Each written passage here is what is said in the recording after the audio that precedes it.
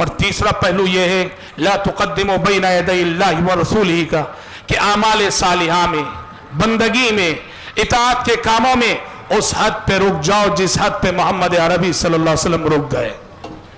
آپ سے زیادہ اطاعت تم نہیں کر سکتے، آپ سے زیادہ سچے بندے تم بن نہیں سکتے، لہٰذا نیکی اور اعمال صالحہ کی جو مقدار آپ نے متعین اور مقرر فرما دی وہاں رک جاؤ، اس سے آگے نہ بڑھو۔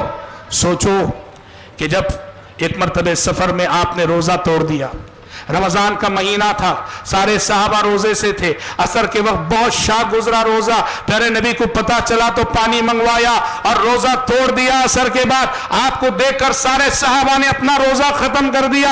آپ کو پتا چلا کہ کچھ صحابہ ایسے ہیں جو ابھی اپنا روزہ جاری رکھے ہوئے ہیں۔ پیارے نبی نے کہا اولئک العصا، اولئک العصا، یہ میرے نافرمان ہیں، یہ میرے نافرمان ہیں۔ میں آپ سے پوچھتا ہوں کیا نافرمانی کر رہے تھے وہ؟ کوئی گناہ کر رہے تھے وہ؟ کوئی معصیت کا کام کر رہے تھے وہ کوئی گناہ نہیں کر رہے تھے۔